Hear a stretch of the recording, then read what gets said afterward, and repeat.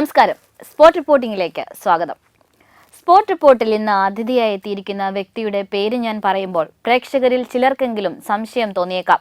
എന്തടിസ്ഥാനത്തിലാണ് ഈ വ്യക്തിയെ ഞാൻ ഇന്റർവ്യൂ ചെയ്യുന്നതെന്ന്. വ്യക്തി മറ്റാരുമല്ല, സോളാർ കേസിൽ ദിവസങ്ങളോളം ജയിലിൽ കിടക്കുകയും പുറത്തിറങ്ങിയ ശേഷം നിയമയുദ്ധം തുടരുകയും ചെയ്യുന്ന വനിതയായ സരിത എസ് നായർക്കൊപ്പമാണ് സഖി ടിവിയുടെ ഇന്നത്തെ സ്പോർട്ട് റിപ്പോർട്ട്. നമസ്കാരം. കേരള രാഷ്ട്രീയത്തെ പിടിച്ചുകുലുക്കിയ കേസാണ് സോളാർ കേസ്. ഒരുപക്ഷെ മന്ത്രിസഭ വരെ താഴെ പോയേക്കാവുന്ന തലത്തിലേക്ക് കാര്യങ്ങൾ നീങ്ങി. സത്യത്തിൽ എന്താണ് സോളാർ വിവാദം? ഇപ്പം നമ്മൾ ഇപ്പോൾ ചോദിച്ചതുപോലെ, പ്രിൻസ് ചോദിച്ചതുപോലെ, ഇതിനൊരു രാഷ്ട്രീയ മാനം യഥാർത്ഥത്തിൽ വരുത്തി തീർത്തൊരു വിഷയമാണ്.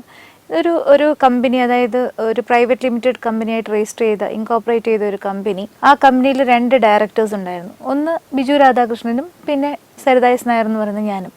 മേജർ ഷെയർ വന്നിട്ട് ബിജു രാധാകൃഷ്ണനാണ് ഹോൾഡ് ചെയ്തിരുന്നത്.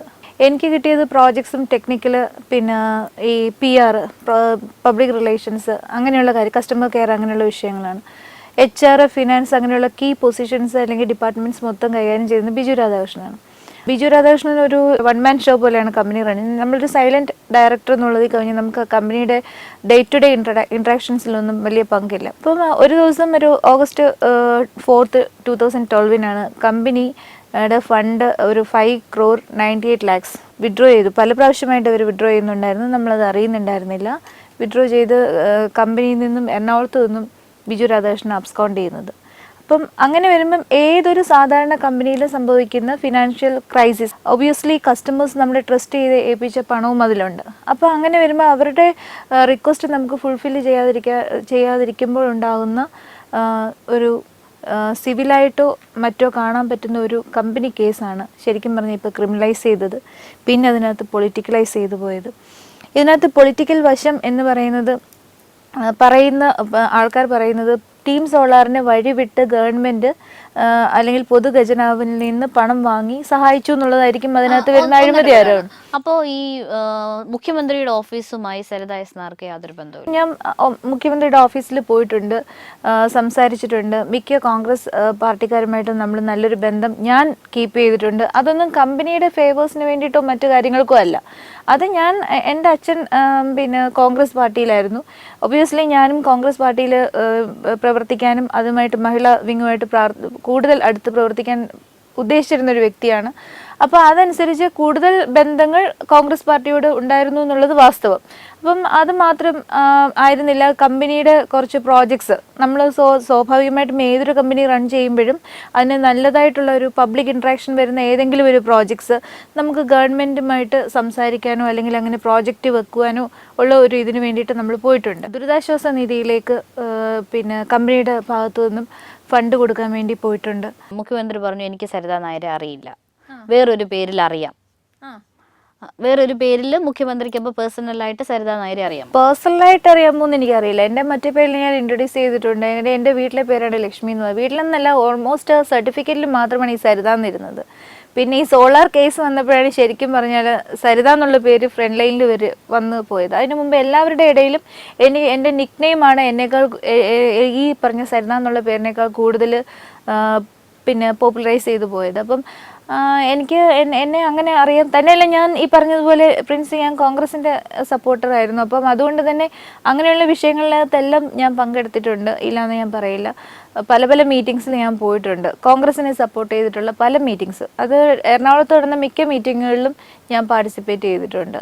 അപ്പോൾ അറിയില്ല എന്ന് ഞാൻ പറയില്ല. പക്ഷേ പേഴ്സണലി എന്നെ എത്രത്തോളം അറിയാം എന്ന് ചോദിച്ചാൽ എനിക്കതിന് ഉത്തരം പറയാൻ പറ്റില്ല. അത് സീമിന് മാത്രമേ ഉത്തരം പറയാൻ പറ്റുള്ളൂ. ഇപ്പോൾ എനിക്ക് പ്രിൻസി എത്രത്തോളം അറിയാമെന്ന് എനിക്ക് പറയാം. പക്ഷെ പ്രിൻസി അത് എങ്ങനെ തിരിച്ചു പറയുന്നു എന്നുള്ളത് പ്രിൻസിയുടെ ഇതിനനുസരിച്ചിരിക്കും, എന്നെ എത്രത്തോളം അറിയാമെന്നുള്ളത്. അപ്പോൾ അതേ ആൻസർ എനിക്ക് ഇതിനകത്തുള്ളൂ. ഈ സോളാർ കേസ് ഒരു വഞ്ചന കേസായത് എങ്ങനെയാണ്?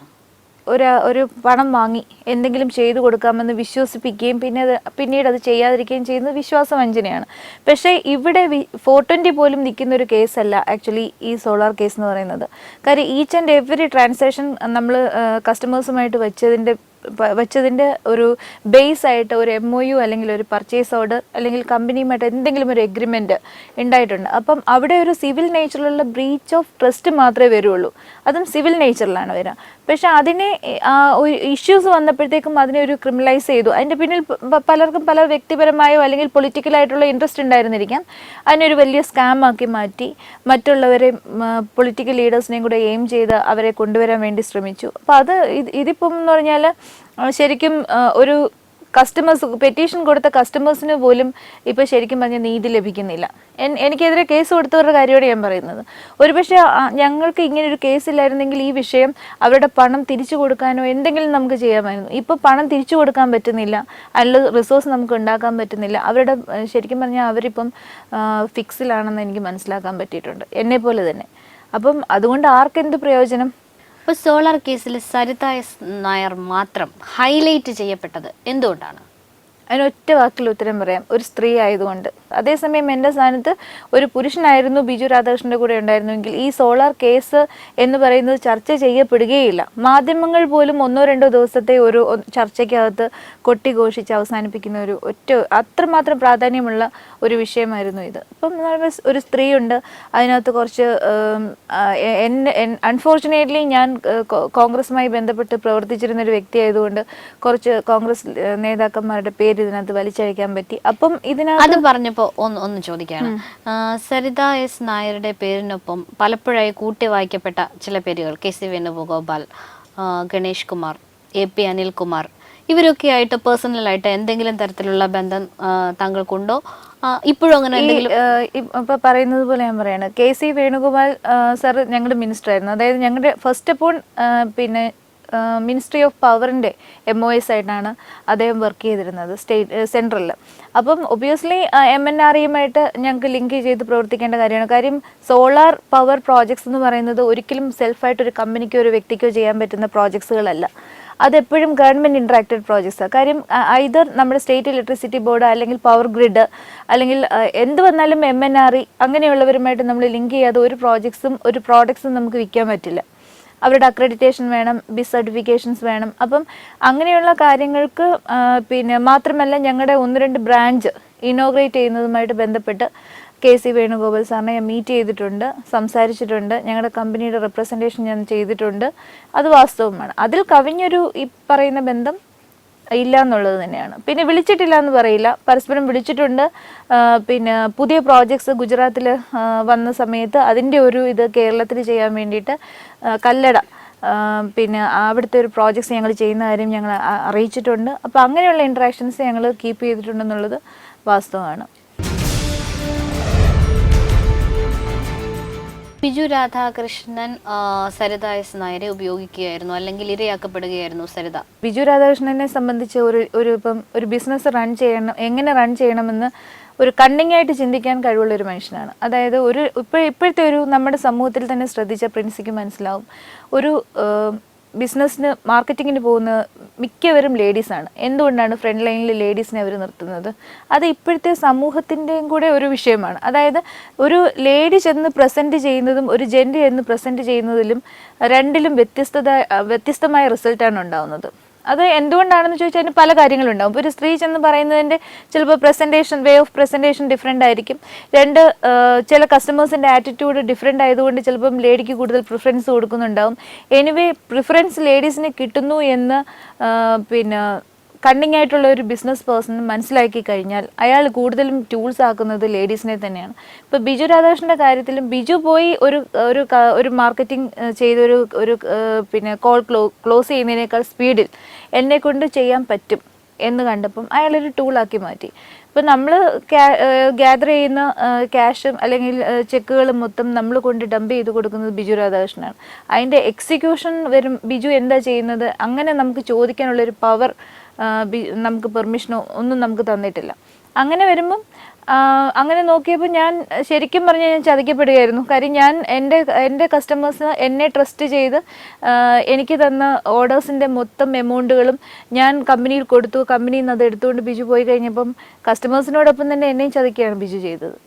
ഷാലു മേനോൻ്റെ പേരും ഈ കേസിൽ കുറേ ഉയർന്നു വന്നിട്ടുണ്ട്. അപ്പോൾ ഷാലു മേനോനെ ബിജു ഉപയോഗിച്ചിട്ടില്ല. ബിജു രാധാകൃഷ്ണൻ ശാലു മേനോനെ ഉപയോഗിച്ചില്ല എന്നും എനിക്ക് പറയാൻ പറ്റില്ല. കാര്യം എന്ന് പറഞ്ഞാൽ എൻ്റെ കമ്പനിയിൽ നിന്ന് അവർ അബ്സ്കോണ്ട് ചെയ്ത് പോയതിനു ശേഷം അവർ പുതിയൊരു കമ്പനി അവർ സ്റ്റാർട്ട് ചെയ്തിരുന്നു. ശാലു CEO മാനേജിംഗ് ഡയറക്ടറും ബിജു ചെയർമാനുമായിട്ട് സിസ് സോളാർ എന്ന് പറയുന്ന ഒരു കമ്പനി ട്രിവാൻഡ്രത്ത് 2012 തന്നെ സ്റ്റാർട്ട് ചെയ്തിരുന്നു. കമ്പനിയിൽ നിന്ന് അബ്സ്കോണ്ട് ചെയ്തതിന് ശേഷം അപ്പം അവിടെയും ബിജു ഇപ്പോൾ ലേറ്റസ്റ്റ് ആയിട്ട് വന്ന റാസിക് അലിയുടെ കേസിനകത്തൊക്കെ ബിജു പിന്നെ ഈ ശാലു മേനോനെയും കൊണ്ടാണ് പിന്നെ കോൾസിനൊക്കെ പോയിട്ടുണ്ട്. ദാറ്റ് മീൻസ് മീറ്റിങ്സിനൊക്കെ പോയിട്ടുള്ളത്. അപ്പം അവിടെയും അയാൾ ചെയ്തത് എന്താണ്, ഒരു സ്ത്രീ എന്നുള്ള നിലവാരത്തിൽ പിന്നെ ഒരു ടൂളാക്കുവാണ് ശാലു മേനോനെ ചെയ്തത്. എന്തൊക്കെ എൻ്റെ ലൈഫിൽ വന്നു, ഒരുപക്ഷെ കുറച്ചുകൂടെ വെയിറ്റ് ചെയ്തിരുന്നെങ്കിൽ ശാലുവും അങ്ങനെ തന്നെ സ്ട്രീം ചെയ്യപ്പെടുമായിരുന്നിരിക്കാം. അപ്പം ശാലു മേനോനോട് ദേഷ്യമൊന്നുമില്ല? എനിക്ക് ദേഷ്യമില്ല. പക്ഷെ ശാലുവിനോട് ഒരു ഇതുള്ളതെന്ന് പറഞ്ഞാൽ ഞാൻ പല പ്രാവശ്യം ശാലുവിനെ വാൺ ചെയ്തതാണ്. കാര്യം ഇയാൾ എൻ്റെ ലൈഫിൽ പറ്റിയ ഒരു വിഷയം ഞാൻ ശാലുവിനെ വാൺ ചെയ്തു. ഇയാൾ പറയുന്നത് കള്ളമാണ്, കമ്പനിയുടെ പണമാണ് നിങ്ങളുടെ വീട് വെക്കാൻ ഉപയോഗിക്കുന്നതെന്ന് 2-3 പ്രാവശ്യം ഡയറക്റ്റായിട്ട്, ഫോണിൽ കൂടെ അല്ലാണ്ട് ഡയറക്റ്റായിട്ട് ഞാൻ അവർക്ക് വാർണിംഗ് കൊടുത്തപ്പോൾ അവരത് നെഗ്ലക്റ്റ് ചെയ്തു. അപ്പം പണം അവർക്കൊരു പ്രയോറിറ്റി ആയിട്ട് തോന്നി. അവിടെ നമ്മൾ പറയുന്ന എന്തെങ്കിലും കാര്യത്തിൽ എന്തെങ്കിലും എസൻസ് ഉണ്ടോ, അതിൽ എന്തെങ്കിലും ട്രൂത്ത് ഉണ്ടോ എന്ന് അവർ അന്വേഷിക്കുന്നതിന് പകരം അവർക്ക് കിട്ടുന്ന പണം അല്ലെങ്കിൽ പിന്നെ ഓർണമെന്റ്സ് അല്ലെങ്കിൽ അവരുടെ ഡ്രസ്സ്, അതിലവർ കുറച്ചുകൂടി ഒരു പ്രയോറിറ്റി കാണിച്ചു. അപ്പം ഒരുപക്ഷെ നമ്മൾ അന്ന് കൊടുത്ത വാർണിങ്ങിൽ ഒരു പ്രാവശ്യമെങ്കിലും ശാലു ശ്രദ്ധിച്ചിരുന്നെങ്കിൽ ഒരുപക്ഷെ ശാലു കേസിൽ പെടില്ലായിരുന്നു. അതെനിക്ക് ഉറപ്പുള്ളൊരു കാര്യമാണ്. അവിടെ ശാലു മിസ് ചെയ്തു. ജയിൽ ജീവിതത്തെ കുറിച്ച് പറയുകയാണെങ്കിൽ അതും വിവാദമായി. സരിത എസ് നായരെ ഉന്നതരായ പല ആൾക്കാർ ജയിലിൽ വന്ന് സന്ദർശിച്ചു, ചില കോംപ്രമൈസുകൾ നടത്താനുള്ള ശ്രമം നടത്തി. അതിലേക്ക് എന്തെങ്കിലും വാസ്തവമുണ്ടോ? ഒരു വാസ്തവവും ഇല്ല. ജയിലിൽ എന്നെ ഉന്നതരായ ആൾക്കാർ വന്ന് കണ്ടു എന്ന് പറയുന്നത് വളരെ തെറ്റായ ഒരു കാര്യം. എന്നെ ബാക്കിയുള്ള പിന്നെ പ്രിസണേഴ്സിനെ സംബന്ധിച്ച് അവർക്ക് കുറച്ചുകൂടെ ഫ്രീഡം എന്നേക്കാൾ ഉണ്ടായിരുന്നു എന്ന് വേണം പറയാൻ. എനിക്ക് എപ്പോഴും വിവാദങ്ങളും മാധ്യമങ്ങൾ ശ്രദ്ധിക്കുന്നതുകൊണ്ടും എൻ്റെ മൂവ്മെന്റ്സ് എല്ലാം കുറച്ചുകൂടി റെസ്ട്രിക്റ്റഡ് ആണ്. ഈ ഉന്നതരായ രാഷ്ട്രീയ നേതാക്കൾക്ക് ഈ ചട്ടങ്ങളെല്ലാം പാലിച്ച് സരിതയെ കാണണമെന്ന് നിർബന്ധമൊന്നുമില്ല? നിർബന്ധമുണ്ട്. കാര്യം അവിടെ എന്ന് പറഞ്ഞാൽ ഓരോ വരവും പോക്കും എല്ലാം റെക്കോർഡിക്കലാണ്. ഇപ്പോൾ എത്ര ഉന്നതരാണെങ്കിൽ ഇപ്പോൾ PC ജോസ് സാർ ഇവിടെ വന്നിരുന്നു, ജയിലിൽ വന്നിരുന്നു. അപ്പം ജയിലിൽ വന്നിരുന്നപ്പോൾ അവിടുത്തെ എല്ലാ ഇത് റൂൾസും പാലിച്ച് തന്നെയാണ് വന്നത്. പക്ഷേ ബാക്കിയുള്ളവർ അങ്ങനെ എന്നെ പ്രിൻസി ഒരാൾ പോലും എന്നെ കാണാൻ വന്നിട്ടില്ല. പിന്നെ ഞാൻ വരാത്ത ഒരു വിഷയത്തെ പറ്റി ഞാനിപ്പോൾ അത് ചിന്തിച്ച് തലപോച്ചിട്ട് കാര്യമില്ലല്ലോ. സരിത എസ് നായർ നുണ പറയുമോ? നുണ ആവശ്യത്തിന് പറയാറുണ്ട്. അനാവശ്യങ്ങൾക്ക് വേണ്ടി നുണ പറഞ്ഞ് വേസ്റ്റ് ചെയ്യാറില്ല.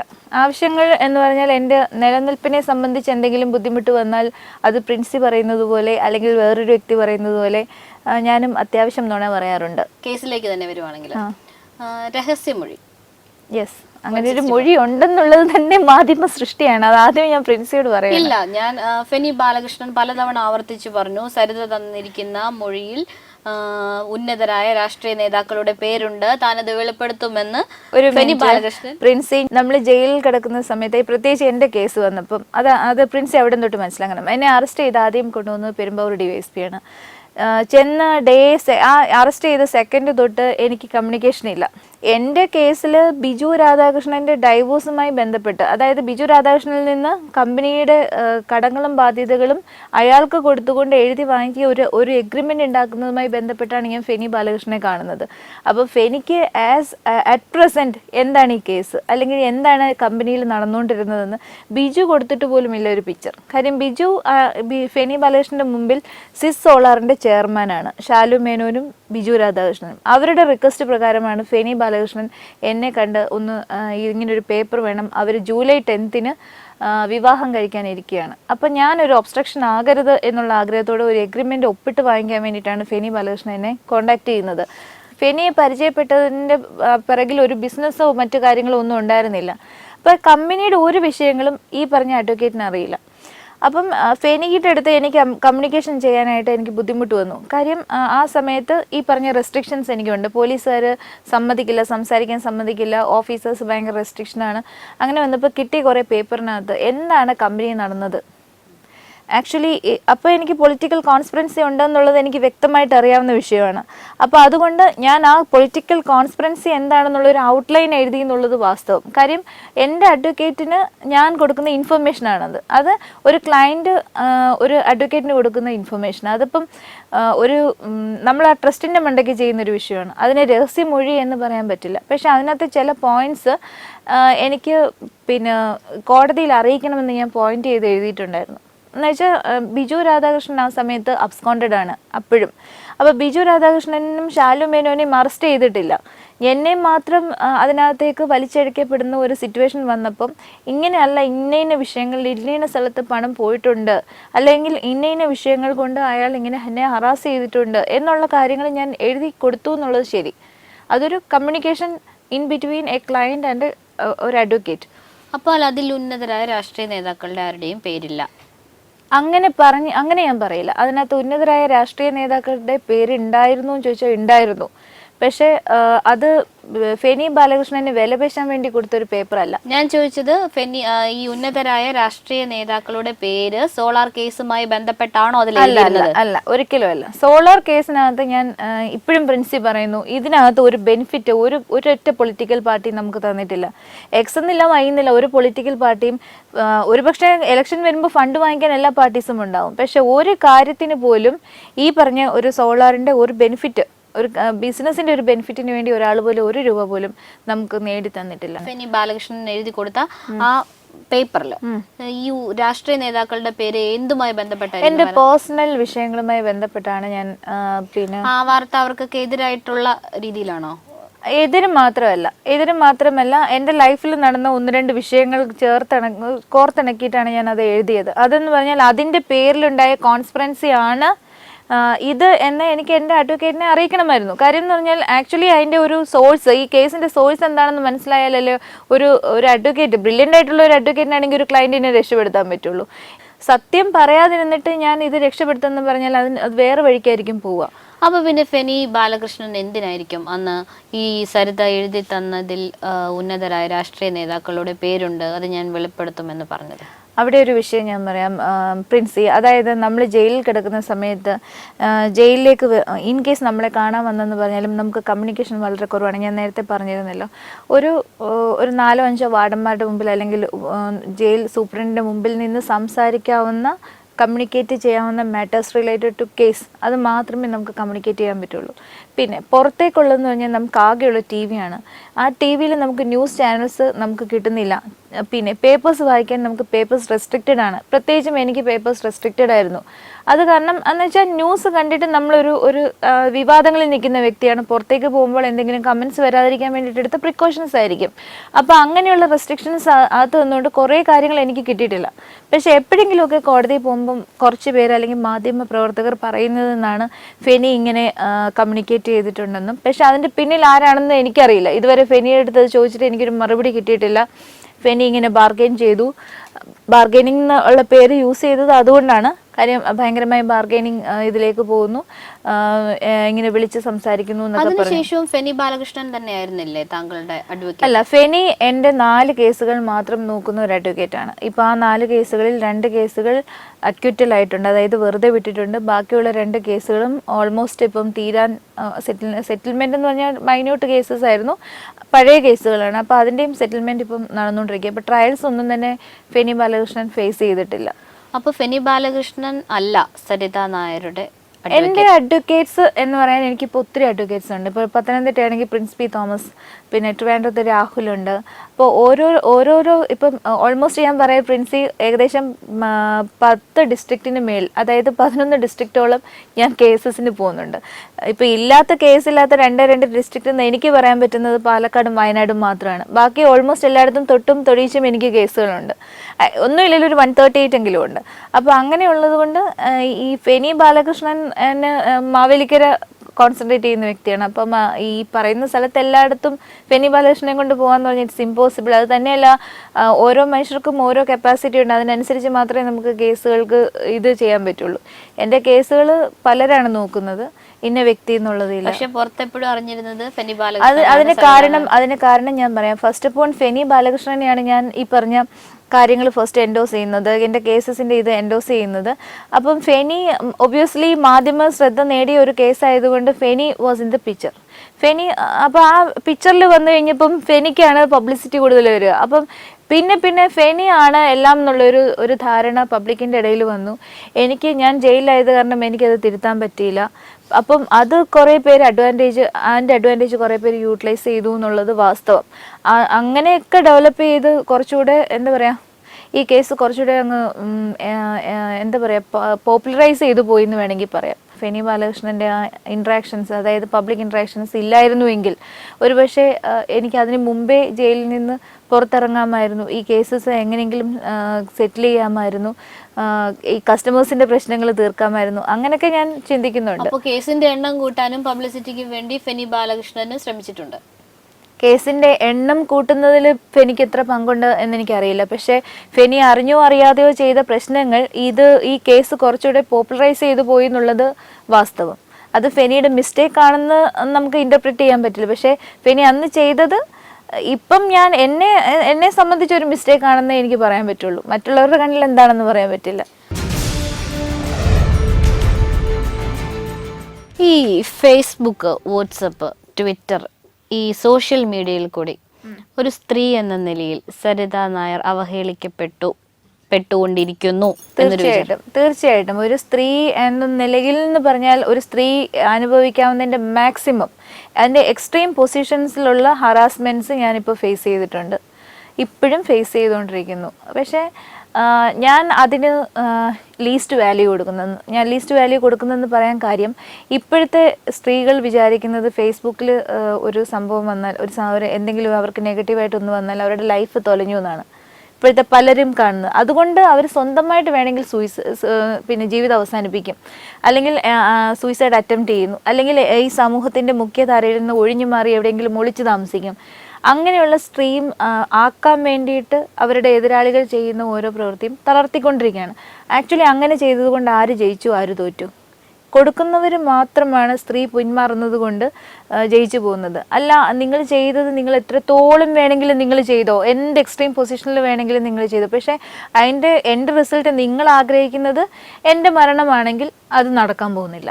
അത് 100% അങ്ങനെയുള്ള ഒരു മെൻറ്റാലിറ്റി നമ്മൾ സ്ത്രീകൾ എടുത്തില്ലെന്നുണ്ടെങ്കിൽ എന്നും നമ്മുടെ ഇടയിൽ ആത്മഹത്യ ചെയ്യപ്പെടുന്ന സ്ത്രീകളുടെ എണ്ണം കൂടിക്കൊണ്ടിരിക്കും. പ്രത്യേകിച്ചും ഇപ്പോഴത്തെ ഒരു ആധുനിക പ്രണയ ഭാഷ എന്ന് പറയുന്നത് ഈ പറഞ്ഞ ഇതാണ്. എന്താണ് പറയുക, ഈ ഫേസ്ബുക്ക്, വാട്സപ്പ്, ട്വിറ്റർ, ഇതിലൂടെയാണ് നമ്മൾ ഏറ്റവും കൂടുതൽ ഇപ്പോഴത്തെ പ്രണയ ലേഖനങ്ങൾ പോകുന്നത്. അപ്പം ഈ സ്നേഹിക്കുന്ന സമയത്ത് അന്ധമായി വിശ്വസിക്കുന്ന പുരുഷന്മാർ ആവശ്യപ്പെടുന്നത് എന്തും നമ്മൾ ചെയ്തു കൊടുക്കും. സ്ത്രീകളുടെ കാര്യമാണ് ഞാൻ പറയുന്നത്. സ്ത്രീകളെ ആക്ഷേപിക്കുകയല്ല പറയുന്നത്, നമുക്ക് പറ്റുന്ന ഒരു മിസ്റ്റേക്ക് ഞാൻ പറയണം. പലർക്കും എന്ന് പറയാനേ പറ്റുള്ളൂ, എല്ലാവരും ചെയ്യുന്നു എന്നല്ല. അപ്പം അങ്ങനെ ചെയ്യുന്ന സമയത്ത് ഒരുപക്ഷെ പുരുഷൻ്റെത് സ്ത്രീകളുടെ കയ്യിലും ഉണ്ടാകും, അത് മനസ്സിലാക്കണം. പക്ഷേ സ്ത്രീക്ക് ഒരിക്കലും പുരുഷനോളം ആ കാര്യത്തെ തരം താഴാൻ പറ്റാത്തത് കൊണ്ട് പുരുഷന്മാരുടെ ഇങ്ങനെയുള്ള ഫോട്ടോസ് അല്ലെങ്കിൽ ഇങ്ങനെയുള്ള ആ സമയത്ത് ക്യാപ്ചർ ചെയ്ത് വെച്ച പല വിഷയങ്ങളും പുറത്തേക്ക് വിടുന്നില്ലെന്നേ ഉള്ളൂ. അല്ലെങ്കിൽ എത്രയോ പുരുഷന്മാർ ഇപ്പം നാണം കെട്ടുപോയേനെ, ഈ സമൂഹത്തിൽ എത്രയോ പേരുടെ വാട്സപ്പിലെ ഇങ്ങനത്തെയുള്ള ദൃശ്യങ്ങൾ പുറത്തേക്ക് വന്നേനെ.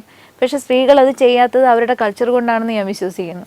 ഈയിടെ പുറത്തു വന്ന വാട്സപ്പ് വിഷ്വൽസ്, അത് സരിത നായരുടെ ആണെന്ന് തോന്നുന്നുണ്ടോ? അതിൽ അല്ല എന്ന് ഞാൻ പറയുന്നില്ല. കാര്യം അതിൽ ഒരു 3 ഒഴിച്ച് ബാക്കിയെല്ലാം മോർഫഡ് ആണ്. പക്ഷേ 3 ജെന്യൂനാണ്. അപ്പം അതിന്റെ സോഴ്സ് ഇപ്പോൾ പോലീസ് അന്വേഷിക്കുന്നുണ്ട്. സെൽഫി വിഷ്വൽസ് ആണോ? സെൽഫി അല്ല, ഫിക്സഡ് ക്യാമിൽ എടുത്തതാണ്. പക്ഷേ സെൽഫി അല്ല.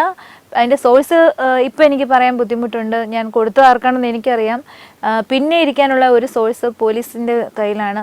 അപ്പം ഇതിലാരാണ് യഥാർത്ഥ കള്ളൻ എന്നുള്ളത് പോലീസ് തന്നെ അന്വേഷിച്ച് കണ്ടുപിടിക്കട്ടെ എന്ന് ഞാൻ പറയുന്നുള്ളൂ. അപ്പം ഞാൻ പറയട്ടെ, ആ മോർഫ് ചെയ്യപ്പെട്ടു എന്ന് പറയുന്ന വിഷ്വൽസിലെ മുഖത്തിനും ശരീരഘടനയ്ക്കും സരിത നായരുടെ മുഖവുമായോ ശരീരഘടനയുമായോ എന്തെങ്കിലും സാദൃശ്യമുണ്ട് എന്ന് തോന്നുന്നുണ്ടോ? സാദൃശ്യം ഉണ്ടെന്ന് തോന്നുന്നില്ല. ചില ഭാഗത്ത് എനിക്ക് ചില വിഷ്വൽസിൽ തോന്നിയിട്ടുണ്ട്. ഞാൻ ഇപ്പോഴാണ് ഡീറ്റെയിൽ ആയിട്ട് നോക്കിയത് ഇൻവെസ്റ്റിഗേഷൻ്റെ ഭാഗമായിട്ട്. പക്ഷേ മിക്സ് ചെയ്തിട്ടാണ് ചെയ്തിരിക്കുന്നതെന്ന് തെളിഞ്ഞിട്ടുണ്ട് 3. ബാക്കിയുള്ള 3 ആക്ച്വൽസ് തന്നെയാണ്, ഇല്ലയെന്ന് ഞാൻ പറയില്ല. ആക്ച്വൽ സാധനം. ഇതിനെതിരെ നിയമ നടപടി സ്വീകരിച്ചിട്ടുണ്ട്. CJM കോടതിയിൽ ഞാൻ പെറ്റീഷൻ ഫയൽ ചെയ്തിട്ടുണ്ട്. ഇപ്പോൾ അന്വേഷണം നടക്കുന്നുണ്ട്. ഇപ്പോൾ ഇതിനകത്തൊരു പ്രത്യേകത എന്ന് പറഞ്ഞാൽ ഞാൻ 2000 IT സെക്ഷൻ 2000 കൂടെ വെച്ചാണ് കൊടുത്തിരിക്കുന്നത്. അതായത് ഷെയർ ചെയ്തവർ, മൊബൈലിൽ കീപ്പ് ചെയ്യുന്നവർ, അല്ലെങ്കിൽ കീപ്പ് ചെയ്തിട്ട് പിന്നെ ഈ കേസ് വന്നപ്പോൾ ഡിലീറ്റ് ചെയ്തവരുണ്ട്. പക്ഷെ അങ്ങനെയുള്ളവരും രക്ഷപ്പെടാത്ത രീതിയിലുള്ള ഒരു സെക്ഷനാണ് ഞാൻ ഇട്ടിരിക്കുന്നത്. ഇവിടെ വരുന്ന ഒരു സാങ്കേതിക പ്രശ്നം എന്ന് പറഞ്ഞാൽ ഏകദേശം ലക്ഷക്കണക്കിന് പേര് ഇത് ഷെയർ ചെയ്തു. അപ്പം ഇതിൻ്റെ ഓരോ പ്രാവശ്യവും ഇതിൻ്റെ ഫയൽ നെയിം ഒരുപക്ഷെ ചേഞ്ച് ചെയ്യപ്പെട്ടിട്ടുള്ളത് കൊണ്ട് കണ്ടുപിടിക്കാൻ, ഇതിൻ്റെ ഫസ്റ്റ് സോഴ്സ് കണ്ടുപിടിക്കാൻ കുറച്ച് ബുദ്ധിമുട്ട് വരുന്നുണ്ട്. അപ്പം നമുക്ക് ആരോപണം ആർക്ക് നേരെ വേണമെങ്കിലും ഉന്നയിക്കാം. പക്ഷേ അടിസ്ഥാനമില്ലാതെ, തെളിവുകളില്ലാതെ ഈ ഒരു വിഷയത്തിൽ പ്രത്യേകിച്ചും ഒരാളെ ഹറാസ് ചെയ്യുന്നതിൽ അർത്ഥമില്ല. അപ്പം എനിക്ക് പ്രത്യേകിച്ചും 2 സോഴ്സുകളെ സംശയമുള്ളത് കൊണ്ട് അതിലാരാണെന്ന് ഒരു കൃത്യമായ ഒരു തെളിവുകൾ കിട്ടാതെ നമുക്ക് ആരെയും വിരൽ ചൂണ്ടാൻ ഞാൻ ഉദ്ദേശിക്കുന്നില്ല. അപ്പം ഞാൻ ചോദിക്കട്ടെ, 3 വിഷ്വൽസ് ജെനുവിൻ ആണ് എന്ന് പറയാം. ജെനുവിൻ. ആ വിഷ്വൽസ് താങ്കളുടെ പക്കൽ നിന്നാണോ പുറത്തേക്ക് പോയിട്ടുള്ളത്, അതോ വേറെ ഏതെങ്കിലും സോഴ്സ് വഴിയാണോ? അല്ല, എൻ്റെ കയ്യിൽ നിന്ന് പുറത്തു പോയി. ഞാൻ പറയാം. ആദ്യം ഞാൻ വിശ്വസിച്ച് അയച്ചു കൊടുത്തൊരു വ്യക്തിയുണ്ട്, ഒന്ന്. രണ്ടാമത്തത് വന്നിട്ട് പിന്നെ എൻ്റെ ഈ വിഷ്വൽസ് അടങ്ങിയത് എൻ്റെ കേസ് നടക്കുന്ന സമയത്ത് പിന്നെ ലാപ്ടോപ്സ്, മൊബൈൽസ്, അങ്ങനെ കുറേ സാധനങ്ങൾ പോലീസ് സീസ് ചെയ്തുകൊണ്ട് പോയിട്ടുണ്ട്. അപ്പോൾ അതിൽ ഡിലീറ്റ് ചെയ്യപ്പെട്ടിട്ടുള്ളവയും വന്നിട്ടുണ്ട്. അപ്പം ഡിലീറ്റ് ചെയ്തിട്ടുള്ളത് റിട്രീവ് ചെയ്യാമോന്ന് എനിക്കറിയില്ല. കാര്യം അതിൻ്റെ ടെക്നോളജി ഒന്നും ഞാൻ അധികം പഠിച്ചിട്ടില്ല, അതിനെപ്പറ്റി എനിക്ക് വലിയ ഇൻഫർമേഷനും ഇല്ല. അപ്പോൾ അങ്ങനെ ഉണ്ടെന്നുണ്ടെങ്കിൽ പോലീസ് അതിൻ്റെ ആരായിരിക്കും അങ്ങനെ സോഴ്സ് എന്ന് പുറത്തു പോയിട്ടുള്ളത്. അപ്പോൾ അത് പോലീസ് ഡിപ്പാർട്ട്മെൻറ്റിൽ നിന്നാണ് പുറത്തു പോയിരിക്കാൻ സാധ്യത? അങ്ങനെ നമുക്ക് പറയാൻ പറ്റില്ലല്ലോ. കാര്യം പ്രിൻസി 2 ഓപ്ഷനുണ്ട്. അപ്പോൾ അതിൽ ആരാണെന്നുള്ളത് നമ്മൾ കണ്ടുപിടിച്ചാലേ നമുക്ക് ഒരാൾക്കെതിരെ അത് പറയാൻ പറ്റുള്ളൂ. ഇപ്പം ഞാൻ 2 പേർക്കെതിരെയും ഇത് പറയുകയാണെന്നുണ്ടെങ്കിൽ 2 പേർക്കും 2 രീതിയിൽ അത് രക്ഷപ്പെടുത്താം. കാര്യം ഇതൊക്കെ ആയിട്ട് റിലേറ്റഡ് ആണ്. ആദ്യം പറഞ്ഞു സരിത അയച്ചു കൊടുത്ത വിഷ്വല് ആണ് 2 വ്യക്തികൾ. അല്ല, ഒരെണ്ണം. ആ വ്യക്തിയുടെ പേരിൽ കംപ്ലൈന്റ് കൊടുത്തിട്ടുണ്ടോ? ഇല്ല, ഞാൻ പെറ്റീഷൻ അത് മൊഴിക്കകത്ത് ഞാൻ കൊടുത്തിട്ടുണ്ട്. ആളുടെ പേര്, ആരുടെ പേരല്ല, എനിക്ക് സംശയമുള്ളവരുടെ എല്ലാം കാര്യങ്ങൾ. 2 സോഴ്സ് ഉണ്ടെന്ന് ഞാൻ പറഞ്ഞു. 2 സോഴ്സിലേക്കും ഞാൻ വിരൽ ചൂണ്ടിയിട്ടുണ്ട്. വാട്സപ്പിന്റെ അലയൊലികൾ തീരുന്നില്ല. PC ജോർജും വാട്സപ്പും. സർക്കാർ ചീഫ് PC ജോർജ് ഇടയ്ക്കിടെ ഫോണിൽ വിളിക്കാറുണ്ടോ? വാട്സപ്പിന്റെ കാര്യം ചോദിച്ചിരുന്നു. ഇന്നിപ്പം ഞാനിത് പറയുകയാണെങ്കിൽ നാളെ സരിതയെ ചീഫ് വിപ്പ് വിളിച്ച് ഭീഷണിപ്പെടുത്തിയെന്നാവും. KB ഗണേഷ് കുമാറിനെയാണോ ഉദ്ദേശിച്ചത്? അതെ, ഞങ്ങൾ നല്ല സുഹൃത്തുക്കളായിരുന്നു. അവർ തമ്മിലുള്ള പൊളിറ്റിക്കൽ ഇഷ്യൂവിനകത്ത് എന്നെ ഒത്തിരി വലിച്ചിടാൻ നോക്കി. തുഷാർ വെള്ളാപ്പള്ളി ടീം സോളാറുമായിട്ട് കോൺട്രാക്ട് സൈൻ ചെയ്തിരുന്ന ഒരു വ്യക്തിയാണ്. വെള്ളാപ്പള്ളി നടേശൻ സാറ് എന്താ പറഞ്ഞതെന്ന് വെച്ചാൽ എനിക്ക് വാസവദത്തയുടെ അവസാനമാണെന്ന് പറഞ്ഞു. AP അബ്ദുള്ളക്കുട്ടിയുമായി സരിത നായർക്കുള്ള ബന്ധമാണ്. എൻ്റെ നമ്പർ പുള്ളിയുടെ കയ്യിൽ കിട്ടിയതുകൊണ്ട് പിന്നെ എനിക്ക് സൗകര്യമില്ലാണ്ടായി. ആദ്യമായി തെറ്റ് ചെയ്ത യൗവനകാലം, സരിത നായരുമായി അഭിമുഖത്തിന്റെ 2ാം ഭാഗം. അങ്ങനെ ഒരു ലൈഫിലേക്ക് നമ്മളെ വലിച്ചഴിക്കേണ്ട ഒരു ആവശ്യം അവർക്കുണ്ടായിരുന്നു. രാഷ്ട്രീയത്തിലുള്ള ആൾക്കാരുമായിട്ടാണോ അങ്ങനെ ഒരു കോംപ്രമൈസ് നടത്തേണ്ടി വന്നത്? 1-2 പ്രാവശ്യം വേണ്ടി വന്നു.